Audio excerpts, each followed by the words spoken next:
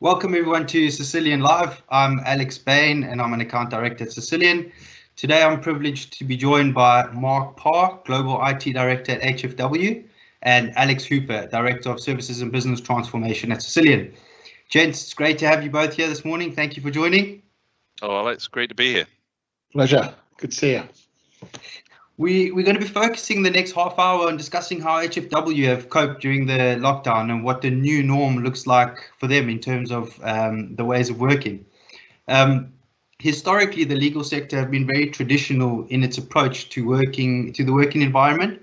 And by this, I mean office-based work has primarily been perceived to be the most productive way of working. The lockdown has enforced the change in those firms, and some of those firms have been reluctant to change in the past. I guess just kicking off, Mark, how has HFW's DR and business continuity strategy coped during this time and evolved throughout the period? Yeah, it's a really good start point. I think when we first looked at this, we did treat it as disaster recovery, crisis management, and we're very much in that mode.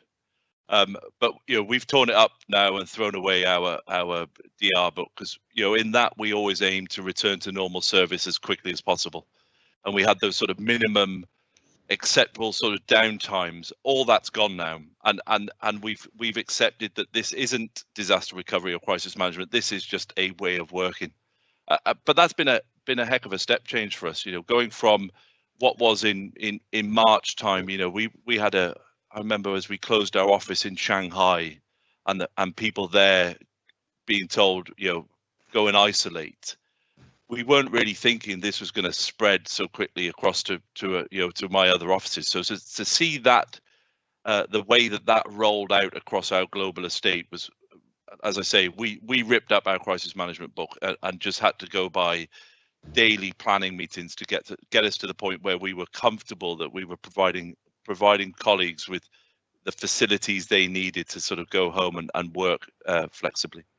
Mm-hmm. And Mark, we saw that across all of our customer sets, and I think whilst organisations had geared up their backbone infrastructure to cope, we saw lots of organisations struggle with just almost the consumables.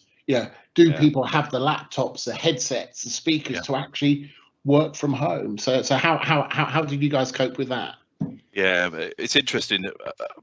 Probably about a month before all of this, conversations I was having with my team was about rationalising our infrastructure, knowing that we probably had a more robust infrastructure than you would have expected for a law firm, but I wasn't focusing on endpoints. And absolutely to that point, when it really escalated, we had to do an awful lot of sort of panic buying, because we didn't have enough laptops across the estate. We didn't have enough monitors for people to take home, keyboards, mice, all those sort of consumables. We had stock to support people working in the office, but not for the whole scale sort of decamping that we saw. I mean, even to the point, we had to take out laptops that we were decommissioning, that we were looking to sort of dispose of and get them back out, increase our VDI estate. Again, we weren't expecting to do that. And a little bit before all of this, I was thinking I need to move away from VDI as a solution. I didn't particularly care for it. I didn't think it had such a prolific place in my estate. And I look now, and I have quite a few of my colleagues who are operating effectively using VDI. So it's changed my thinking. But yeah, certainly for the first 3 or 4 weeks of all of this, having to reach out to guys like you and say, look, support me. I need X and Y. Can you get it to me? And can you get it to me quickly? It was quite a challenge. Yes, and I think we saw that across our customer base. It was, how do we deal with those supply chain constraints? That I think everyone was looking for extra monitors. And absolutely, and we saw that, didn't we? With laptops is a really good example. You go to a normal vendor and say, one of your normal suppliers who can say they provide 10 or 13 machines for you. You asked them for a handful of devices, and they were all escalated in price as well. And that was quite telling of the demand. And then very much so. And not only once once you've got the laptop, it's how you provision it, and using smart provisioning technologies where you can send an off-the-shelf laptop to a home user, and all they have to do is enter their identity credentials, and it builds the machine. Absolutely. That's got to become the new norm, not just in terms of adding users, but also supporting users when something goes wrong. Yeah, agreed. And that's what this has led us to now, is very much thinking about the support model that we have. And we had this conversation at Christmas, didn't we, when I talked about reducing my supply chain. I don't want very many vendors. What I want is trusted partners, but also then to start to consume more of the service. Very much about PC as a service, software as a service. And exactly to your point, Alex, being able to provide for my colleagues, regardless of where they are, that they get the same level of service. If I look right now, my IT function is really heavy in London, but I'm a global firm. So that would probably suggest that you get a better level of service in London versus if you were in Melbourne or Hong Kong or what. Thankfully, my team work really hard in those areas to make sure they don't, but it could be perceived like that. And I now need to think a bit differently about how I provision support as a result of what we're going through. Yeah.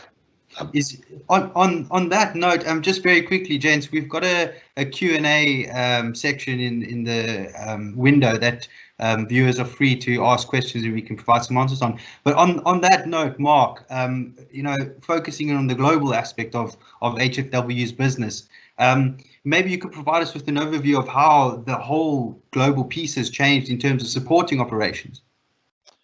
Yeah, so just at the start of our sort of pandemic reaction, we were looking at follow the sun and how we provided a true in-house follow the sun sort of support model. I was paying a lot of money for some not very good support from a vendor, and actually I felt that to give my colleagues the best support model that we could afford, it was best done in-house. So that has meant sort of making sure that we configure. I have a presence on all the major continents, so should be able to do that. But actually, we found that different regions have reacted slightly differently to this and at different times. So my Shanghai office is open again now. People are in and working. My Hong Kong office is open now, and people are in and working. So I've got my team in those areas in the office providing support, and equally, a lot of my people still working remotely and supporting our colleagues in that sense. So it's a challenge, and will be a challenge as we go through this. But actually, what I will say, and this is to the credit of my team, is they've all put their shoulder to the wheel. Everybody understands that for the individual, for my client, my customer, IT support right now has got to be at the very, very best that it can be. We are asking people to use technology in a way that perhaps they weren't comfortable or confident with before, and to get them to the point where they are competent and comfortable, it means my team have got to provide a better level of support. And I'm really delighted to say that, if anything, the sort of reputation of IT within HFW has really, really escalated, because they are all delivering in spades, and I'm really, really pleased to see that. And how have you, Mark, got? I think I suppose we're quite lucky. We're used to daily collaboration and video conferencing, and I'm very conscious there are users out there who have always been traditionally office based, and suddenly they're dealt with the prospect of working from home and have to embrace new technologies such as Cisco WebEx and Microsoft Teams. How have you dealt with that need for almost accelerated user adoption and training? Yeah, it's been really challenging, and actually, we were a Zoom house before, but we've accelerated our Teams project to implement that sooner than we planned, deliberately, because I want to be able to give people the best tools available to them and the most intuitive tools. We certainly saw at the very, very start of all this a sort of lack of confidence in how to use that tooling. But it's really interesting, having seen now, people are more forgiving of the foibles of the technology. So, you lose call drops, somebody would have raised an IT ticket before when that happened, but people will now go, actually, I just reconnect, it's fine. So that's been interesting. It's almost like a competency-based improvement, and so that's impacting on IT tickets immeasurably, and that's been quite wonderful. But also, I think because we're now using these tools not just for work, people are really getting accustomed to using these tools in their own lives, and I'd always use that as the measure for sort of cybersecurity, was if you get them to think securely at home, then they will think securely at work.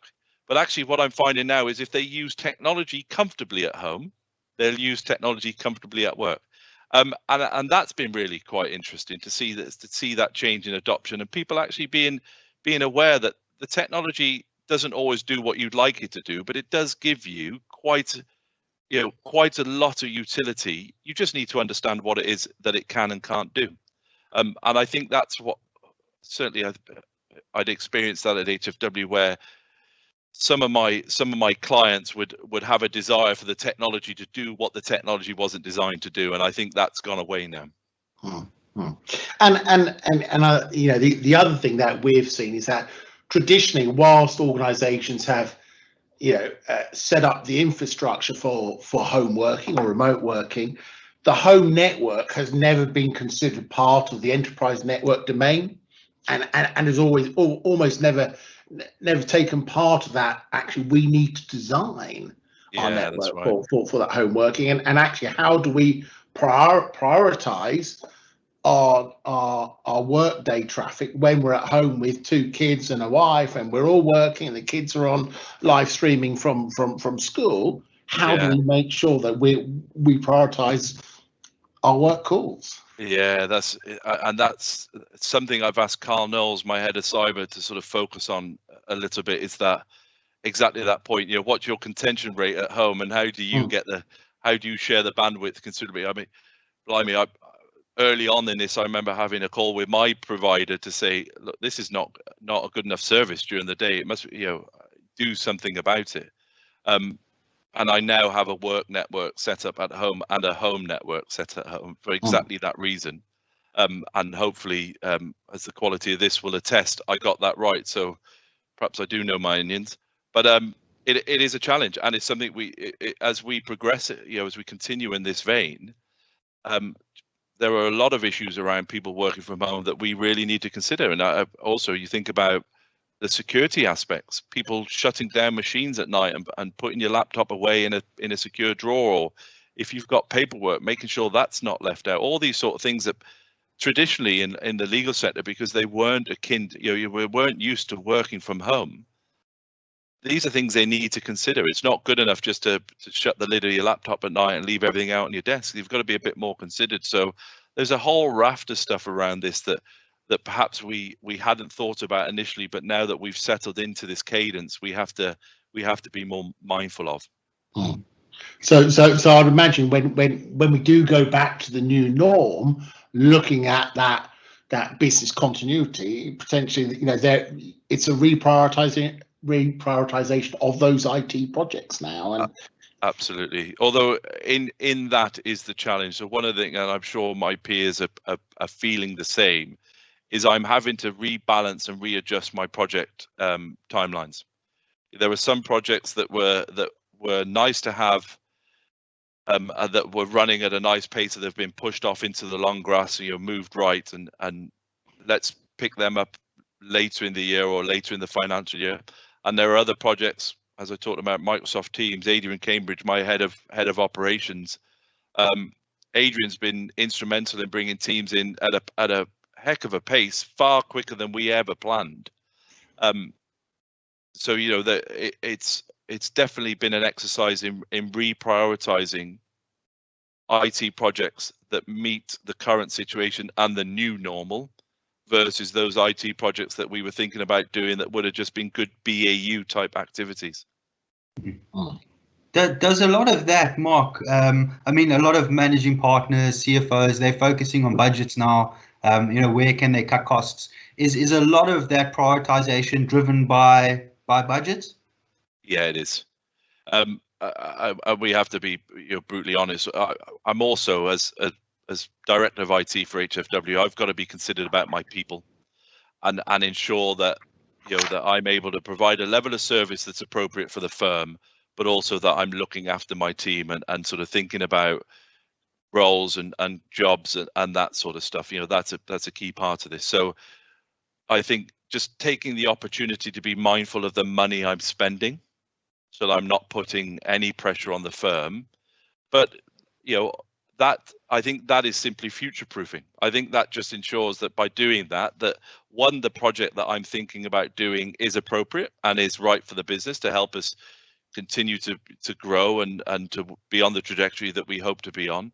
But equally, just being minded that, you know, we don't know what the economy is going to be doing. We don't know what the outlook is. So right now, just be mindful about what you're spending.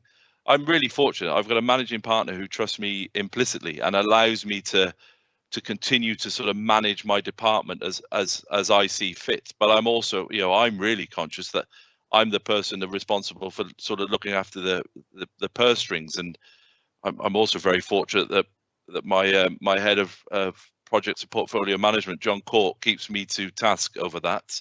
And if I try to spend money that I shouldn't be spending, you know, John will have a discussion with me. But it's I think that was probably how we should have been. We probably should have had that rigor around spend before.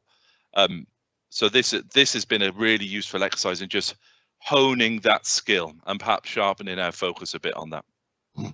And how do you make sure, you know, that IT profile stays where it is now within the business? You know, I think I like to think that all businesses have recognised how IT have gone above and beyond to deal with this situation. You know, how do you keep them at the top of the tree now? Yeah, that's right. And keep everybody in the good books.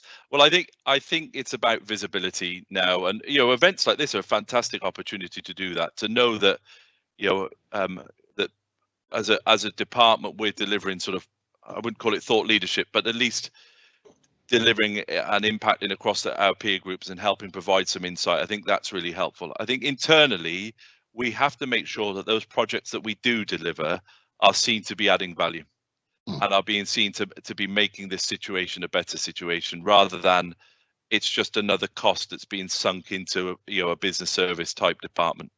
I think that's key.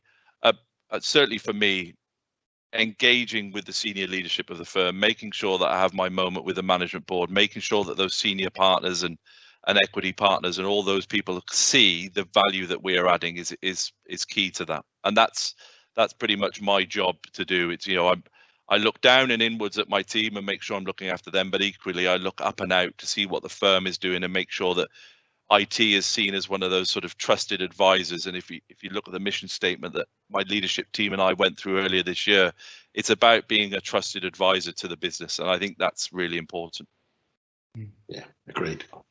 How do you go about you know, during the pandemic in particular? It's been a very reactive approach, just because of the timelines that have been sprung on all of us, right? How do you go from becoming that kind of support partner to embarking on that digital transformation piece to empower the business? Yeah, well, certainly for me, I think you guys will know this. You know, as a newbie to the legal sector, only 9 months into working in legal, for me it was about understanding how the business worked. You know, how do my people deliver what they need to deliver? So digital transformation for me is not just about ones and zeros or different infrastructure or different endpoint devices. It's actually about the value add. It's where technology can be scalable and provide the agility and flexibility to support how my lawyers work. So a lot of time now spent, I won't just buy a tool because I feel like it'll fit in somewhere. I need to understand what my business is trying to achieve, and then we'll look at the technologies to support that. And I think that journey is certainly for HFW is not one that they'd gone on before. I think before they would purchase a tool and go, we think this will fit in here, and then try and shoehorn it in. And certainly when I first arrived in the business, one of the biggest complaints I got from our industry group leaders when I spoke to them was they felt like IT was done to them. And I don't want that to be the case. I want them to feel that they're part of it. You know, fundamentally, they own the technology I'm going to give them. I'm just the provider. I'm the enabler. I'm not the one that's going to be day-to-day using that tool. So certainly changing the focus now, and we do a lot of this internally, is we make sure that we do the analysis around what it is they're trying to achieve. We understand the tools that are available there, and then we determine what's the best solution. And then we run through proof of concepts to make sure that we have chosen the right tool. And again, I'm not just buying stuff off the shelf and trying to squeeze it into our network. I'm making sure that if we find something and we try it, we like it and we try it and we test it out and we make sure it works. And if it works, then we can think about how I scale that, and does it have the agility to sort of be able to scale it across the firm, and does it offer wider utility? Yeah, I think all of this is pretty huge importance on, you know, that digital readiness. You know, I think all organisations now have to get ready for the unknown. You know, and how much is your cloud strategy played into that? And do you think that will change moving forward? Yeah. So had we had this conversation in December, I would have said my cloud strategy was 18 months to 3 years away. Yeah. It's definitely sort of, you know, I want to be on that journey September onwards, and that's, you know, that's quite an aggressive timeline. But if, you know, people are working in a different way, and I want to make sure that regardless of what your job is or where you are in the world, if you're in my network, I render the same solution to you. So that means you've got access to the tools and the information you need, regardless of where you are and how you operate, and that will play a big part in our future, sort of future proofing of HFW. And do you see, you know, we've spoken a lot about how your internal users have reacted to the change, and, you know, do you see the fee earners also adapting the way they interact with their clients, and you know, obviously you would hope that all their clients are having the same challenges and have to resolve that. And also we're seeing, you know, we're seeing the courts and the way that the courts operate slightly differently as well. So the adoption of technology there.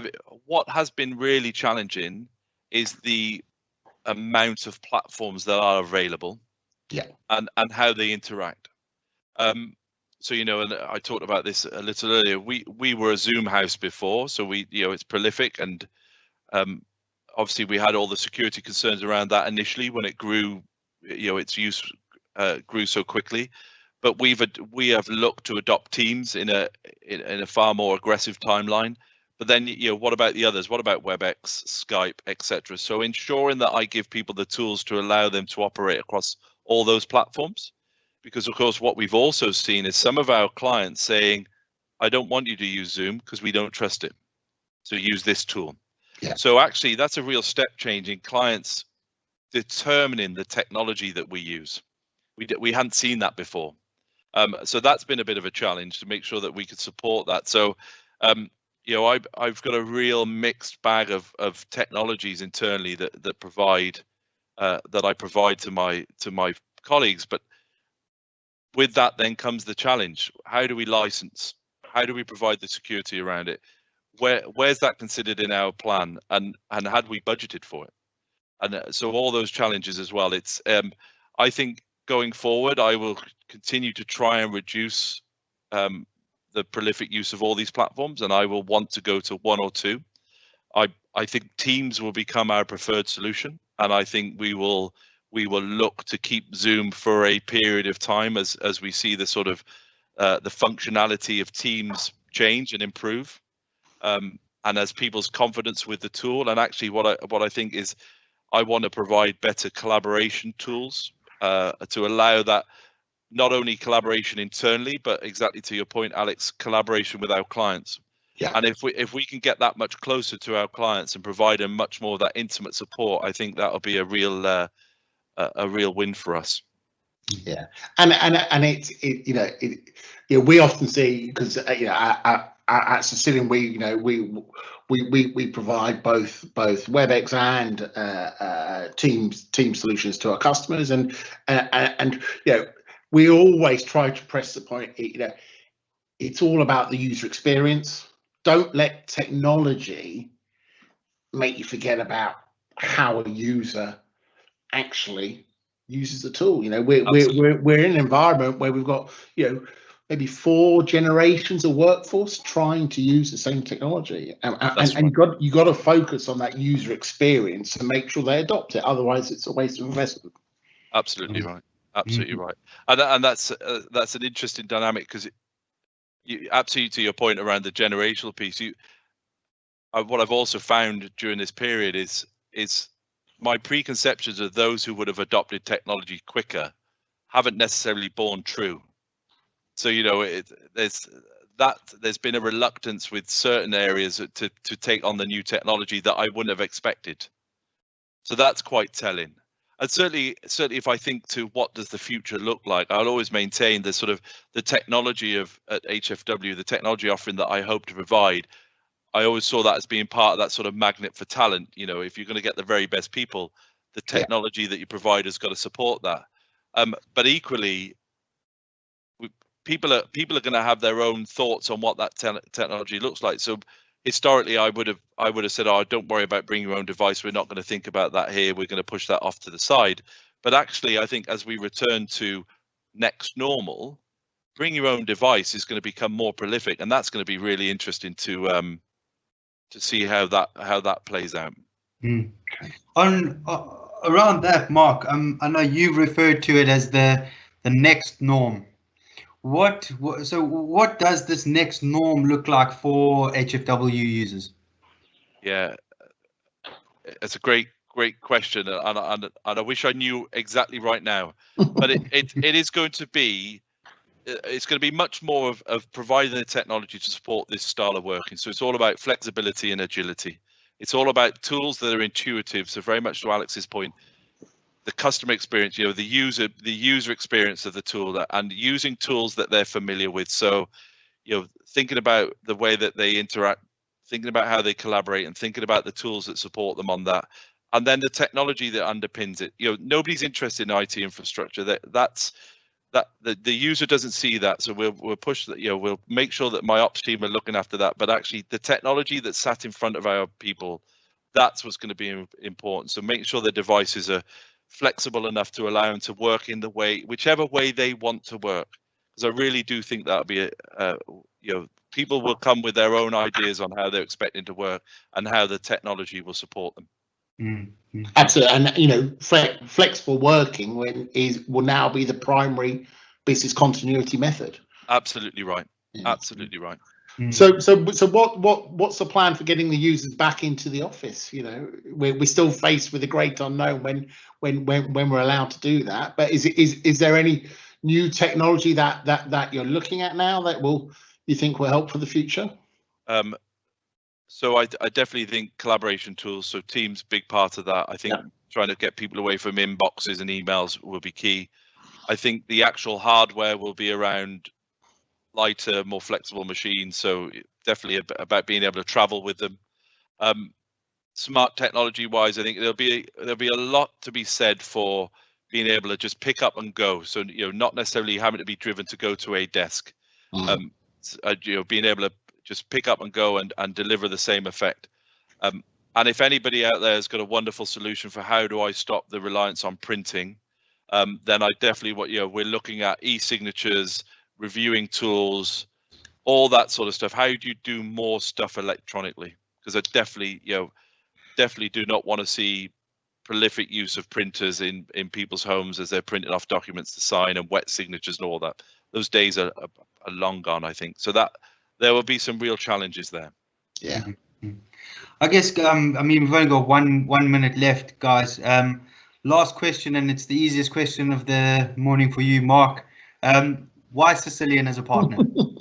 Yeah, I mean, I remember, Alex, we had this conversation when I first took over the role in September last year. For me, it's about having it's an alliance, it's a partnership, and I'm working with a vendor who not only understands the challenges I'm facing, but also understands the direction I want to go in, and being able to bring to that their own ideas and thoughts about how I can better achieve that. So having that partnership, that alliance between the two, that ensures that, you know, I know that when we speak, you're not thinking about what's best for Cisilion, you're thinking what is best for HFW in this situation, and how do I support Mark and his team as they go on this journey. And that's key for me. You know, I want to reduce, I've talked about this ever since I took over this role, reduce my vendor map, some key strategic partnerships for, you know, for people that are on that journey with me. And that's what Cisilion gives me, is knowing that when you and I have a discussion, you're in the mindset, this is what Mark's trying to achieve at HFW. How do I support him on that journey? Brilliant, brilliant. Thanks for that, Mark. And just closing off, Mark, thanks very much for your time. Alex Hoops, thanks very much for your time too. It's been really great catching up with you both. And then, yeah, following on from this podcast session, we've got another podcast featuring Chris White, who's the former CIO of HFW Cloud & Co. So stay tuned for that. Gents, it's been really great. Thank you. Thanks. Great to Lovely. see you all. Thanks both. Bye. Bye. Bye-bye.